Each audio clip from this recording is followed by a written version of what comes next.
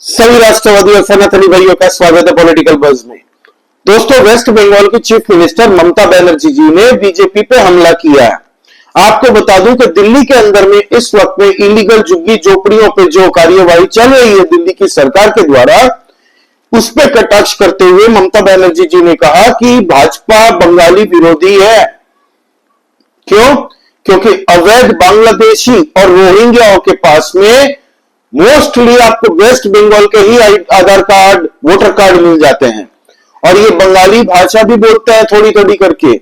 तो इसीलिए अब ममता बनर्जी जी ने 2026 में आने वाले वेस्ट बंगाल के चुनाव का टेम्पलेट सेट करने की कोशिश की है।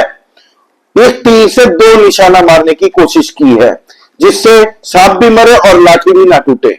वो क्या है कि एक तरीके से बांग्लादेशी और रोहिंग्याओं को जो भारत के अंदर से डिपोर्टेशन किया जा रहा है, उस पर भी रोक लगाई जा सके, ताकि वेस्ट बंगाल के अंदर में आने वाले चुनाव में उनको उनके वोट बैंक के द्वारा अच्छे से वोट मिल जाए।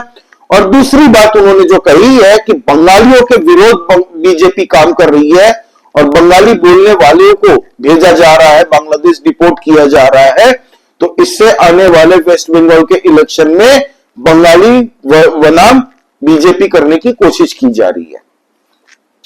आपको बता दूं कि दिल्ली के अंदर में जो अभी इसी साल चुनाव हुए थे, फरवरी महीने के अंदर रिजल्ट आया था, आम आदमी पार्टी को दिल्ली की जनता ने लात मार के भगाया था और भाजपा की सरकार बनी थी। उसके बाद में हमने देखा कि पूरी दिल्ली के अंदर में अलग झुग्गी झोपड़ियां जहां जहां पे है, उस पर कार्यवाही शुरू हो चुकी थी और बुलडोजर एक्शन भी चल रहा था धड़ल्ले से। फिर वो चाहे मद्रासी कम के आसपास का इलाका हो, फिर अशोक विहार हो, इंडियन रेलवे के पास में दोस्तों इन्होंने बड़ी एक अलग से कॉलोनी ही खोल ली थी सरकारी जमीन पे। सारी की सारी इलीगल एनक्रोच्ड की हुई जमीन है। अपने बाप की जमीन समझ के इन लोगों ने 2-2 माले 3-3 माले तक के घर खींच दिए। घर के अंदर की फ्लोरिंग, मार्बल फ्लोरिंग भी कईयों ने बनवा के रखी थी, कईयों ने तो एसी लगा के रखे थे हर एक कमरे में। क्यों? क्योंकि बिजली का बिल तो उनको देना पड़ता नहीं था, कटिया मार के बिजली चलाते थे ये लोग।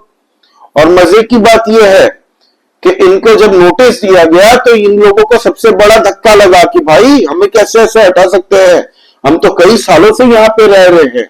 जब उनको पूछा जा रहा है कि भाई ये तो अवैध जमीन है, जमीन आपकी है, डॉक्यूमेंट्स दिखाओ, कागज पत्र दिखाओ, बोलते नहीं जमीन तो हमारी नहीं है, सरकार की है।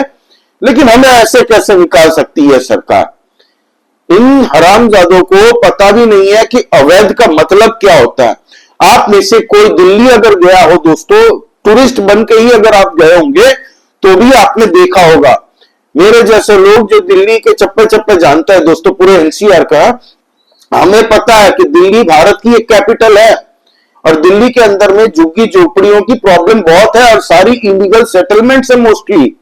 और आए दिन हमें देखने को मिलता है कि आम आदमी पार्टी की तरफ से विरोध होता है, सीपीएम ने विरोध कर दिया। आपको पता है यही कम्युनिस्ट पार्टी वही कम्युनिस्ट पार्टी है जब भारत के दुश्मन आतंकी मारे जाते थे जम्मू कश्मीर में, तो हमारी आर्मी के खिलाफ केसेस लगवाती थी एनजीओ के द्वारा कि ह्यूमन राइट्स का खनन है।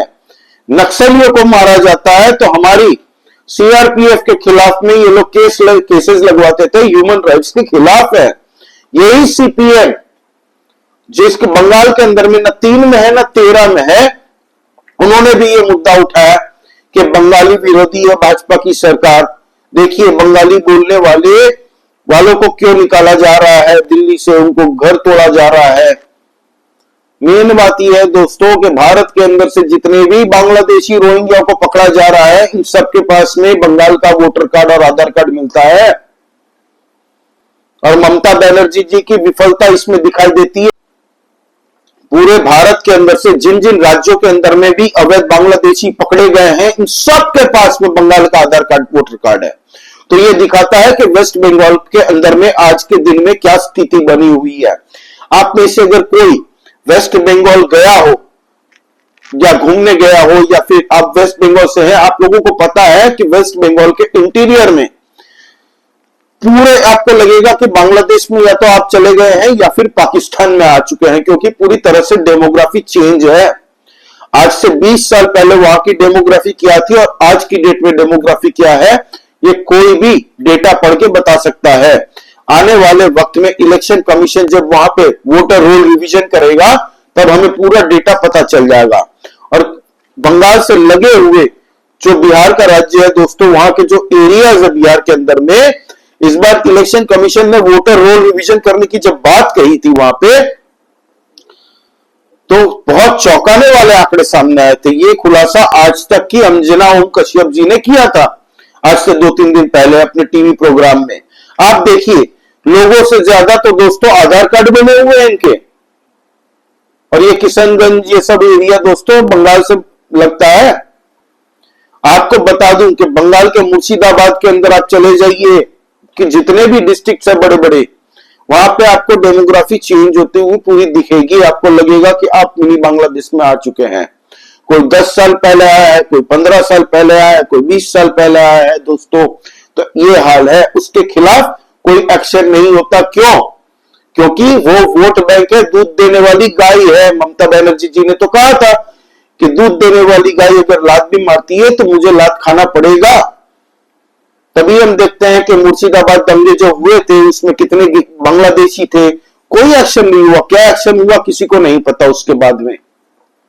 तो आज की डेट में ममता बनर्जी जी ने एक तरीके से बंगालियों के नाम लेके बांग्लादेशी और रोहिंग्याओं को बचाने का वो काम कर रही है। ये कहना है भाजपा के अमित मालविया का। सोशल मीडिया में उन्होंने सीधा सीधा आरोप लगाया कि आप बांग्लादेशी और रोहिंग्याओं की हितैषी बन रही है। आपको बंगालियों की कोई चिंता नहीं है। आपको चिंता है तो आपके इन रोहिंग्या, बांग्लादेशी, और ममता बनर्जी जी बोल रही है कि वो बंगाली स्पीकिंग लोग हैं, बंगाली बोलने वाले लोग हैं, वहां पे कई सालों से वो काम कर रहे हैं और वो बंगाली हैं। उन्हें रोहिंग्या और बांग्लादेशी बना के तुम लोग डिपोर्ट नहीं कर सकते। तो ये है ममता बनर्जी जी का 2026 से पहले का एक टेम्पलेट। आपको बता दूं कि 2026 में ममता बनर्जी जी के चांसेस बड़े ही कम है देखने जाए तो, क्योंकि उनके साथ हमेशा ये एक वेट वोट बैंक खड़ा रहता है। इसीलिए वो चुनाव दर चुनाव जीतती है वेस्ट बंगाल के अंदर में। वोट बैंक अगर उनको वोट ना मिले तो आप यकीन मानिए ममता बनर्जी जी चीफ मिनिस्टर बन ही नहीं सकती। आम जी जो सेंटीमेंट है लोगों का वेस्ट बंगाल के अंदर में आज के दिन में, ये वोट बैंक का इतना बड़ा 30% का जो तबका है ना दोस्तों, ये एक मेजर चंक बन के वोट देता है टीएमसी को। और जो मुर्शिदाबाद में दंगे फसाद हुए, 25,000 टीचरों की जॉब पे खतरा आया, ये कोई नहीं भूल सकता। जो अभी हाल ही में एक रेप की घटना हुई है वो भी कोई नहीं भूल सकता। आरजी कर केस में जो हुआ वो भी कोई नहीं भूल सकता। संदेश खाली में जो हुआ वो भी नहीं भूल सकता। मुर्शिदाबाद और मालदा के हमलों में कहा जाता है कि ये पूरा बांग्लादेश से कुछ लोग आए थे और उन्होंने पूरी तरह से यहाँ के लोकल लोगों को भड़काया। और वहां के लोकल लोग भी कौन है भाई? ये कभी ना कभी बांग्लादेश में रहते थे, कुछ सालों से वो भारत के अंदर में आ गए और इनको आधार कार्ड, वोटर कार्ड, सरकार की तरफ से वेलफेयर स्कीम्स, चावल, राशन, पानी, दवाई सब कुछ मुहैया वहां पे मिलता है। They get everything. इसीलिए अब ममता बनर्जी जी को डर सता रहा है कि भाई अब इलेक्शन कमीशन जिस तरीके से वोटर रोल रिवीजन बिहार में कर रहा है तो वेस्ट बंगाल में भी ये होगा और असम में भी होगा। असम में तो खैर हिमंता बिश्व शर्मा जी एकदम डट के उन्होंने कह दिया कि एक भी बांग्लादेशी गलती से दिखा तो हम भाई उड़ा देंगे उसको। बॉर्डर पार करके इंडिया में आया, पहली बार समझा के भेजेंगे, दूसरी बार देखा गया तो उसकी जिंदगी उसके हाथ में। और हिमंता बिश्व शर्मा जी ने कहा कि इस बार इलेक्शन कमीशन को पूरी तरह से सहायता भी करवाएंगे हम, कि कोई भी सहायता चाहिए वोटर रोल रिवीजन में तो सरकार उनके साथ में है। फिर ममता बनर्जी जी को भी ये डर सता रहा है कि भाई अगर इलेक्शन कमीशन ने वोटर रोल रिवीजन किया और डॉक्यूमेंट्स पुराने सब मांगे गए तो ये कैसे देंगे।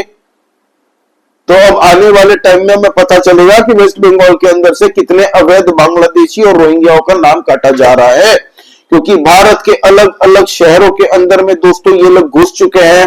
दिल्ली एनसीआर के घर में जो मेड्स का काम करती है दोस्तों 70 to 80% आर बांग्लादेशी।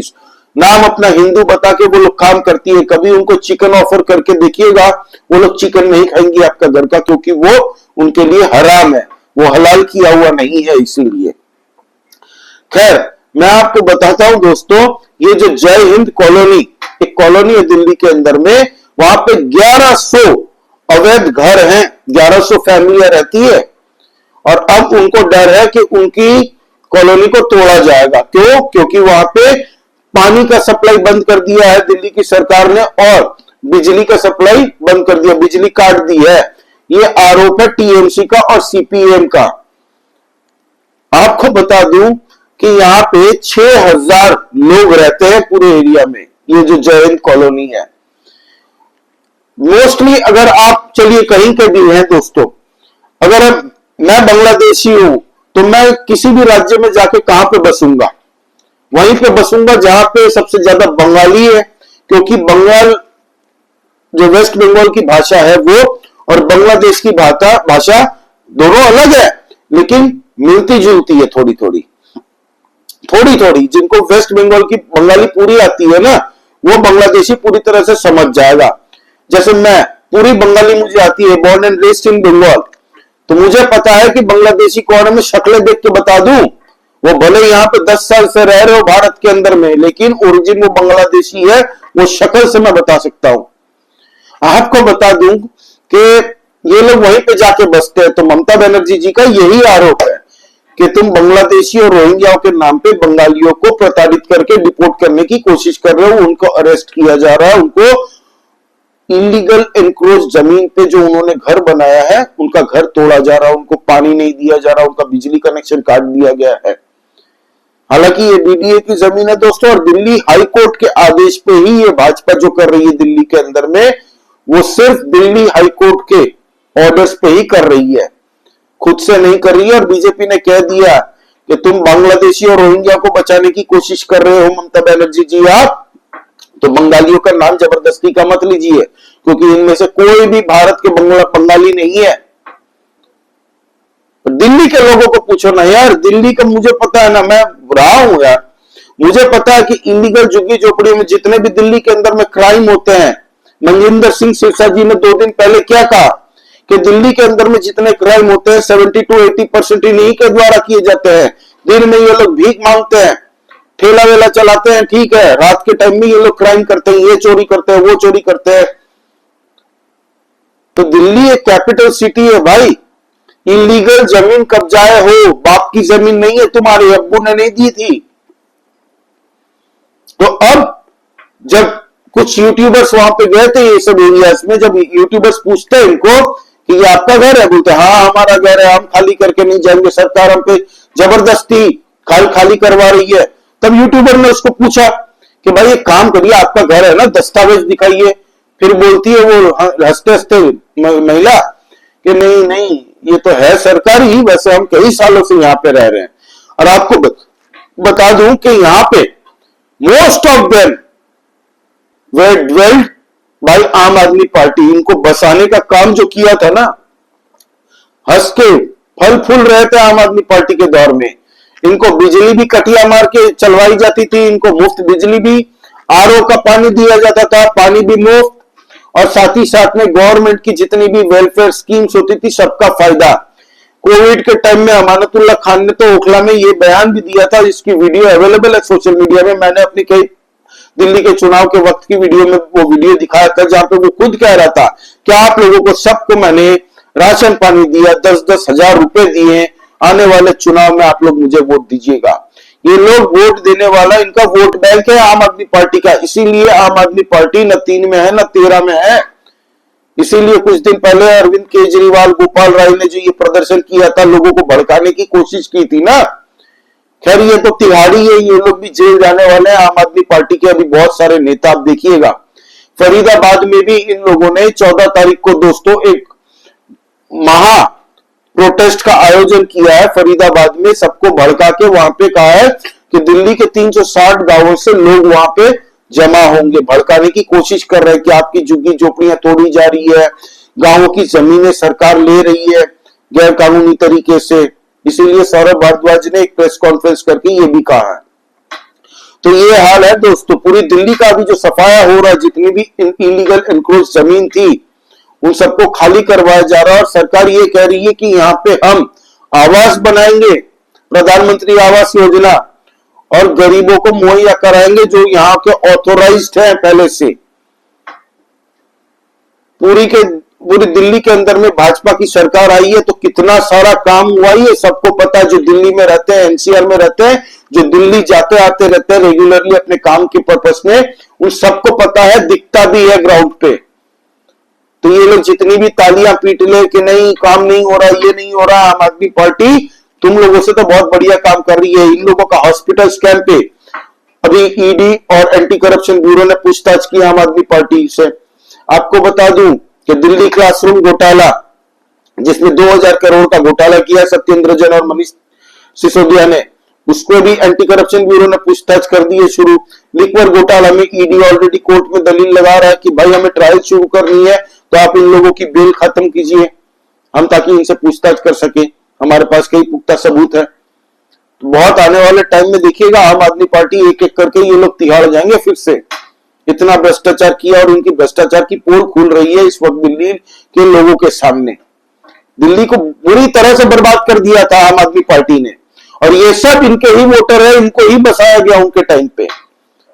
जहां पे 100 झुग्गियां झोपड़ियां थी वहां पे अचानक से रातों रात पिछले 10 साल के अंदर में 800, 900, 1000 बन गई। और मुफ्त में नहीं रहते थे, कई लोग तो रेंट देते हैं, और किसको रेंट देते हैं कोई नहीं पकड़ा जा रहा है। सब रेंट जाता था किसको? आम आदमी पार्टी के कार्यकर्ताओं को। ये भी समझिए आप।